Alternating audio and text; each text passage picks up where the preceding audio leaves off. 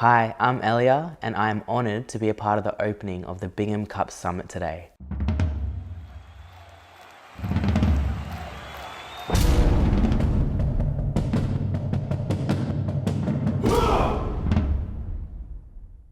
Thank you to everyone that has taken the time to be here and to show their support for the trans and gender diverse community. Imagine not being able to do what you love because of how you identify. Banning transgender people from sport, I think, is disgraceful, and I think it's hurtful. I think that the rates of suicide and mental health will get even worse. I say that because, I guess speaking from myself. I played professional rugby sevens for Australia for around 10 years, but I am retired now. I was fortunate enough to be a part of the team that played in the 2016 Rio Olympics, and we won a gold medal, and it was the most incredible feeling to be a part of it. Towards the end of my career, I was starting to have some difficulties with my mental health, and I guess one promise that I made to myself that when my rugby career ended, I would continue to live the rest of my life in the identity, in the body that I should have. And that's a really difficult thing to do in this time of day. I mean, all you have to do is turn on the TV, look on social media platforms, and you can see the amount of bullying, harm, and discrimination that goes on about gender identities.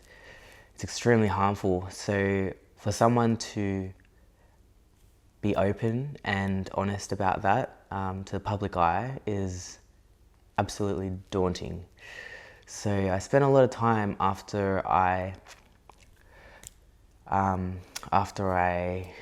finished up my career with Australian rugby, just in the house, in a dark room. I hadn't been picked for the Tokyo Olympics, so I felt like a complete failure, and it was heartbreaking. I really took that as a reflection on my whole self as a person. So I was unable to leave the house, and but the one thing that kept me positive was the fact that I had planned my surgery, my top surgery, and it was something that I had been literally counting down the days with my beautiful partner. I just knew it was going to be the most liberating feeling when I had that surgery, and when I would start to take the steps towards being in the body that I know I am meant to be in. So that was definitely something that was a bright spark in my mind during these dark times.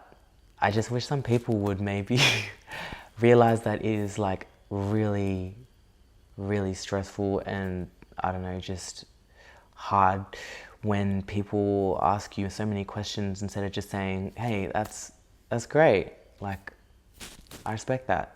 Like, that's awesome. That's literally all. I think some people take it as almost like you're saying you're an alien just because you're not fitting into the social norm of being male or female.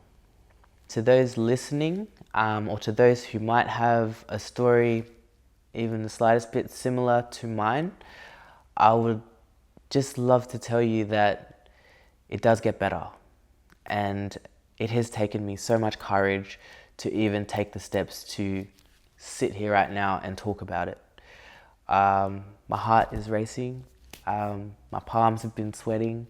This is the first time that I have been so open to talk about this, and the main reason is because I am so worried about the reaction of people. Or will people treat me differently? Will friends or family love me any less? Are people going to get a shock?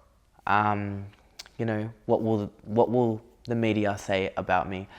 And the thing is, even without changing genders, changing appearance, identity, people are always going to have something to say, whether that be positive or negative.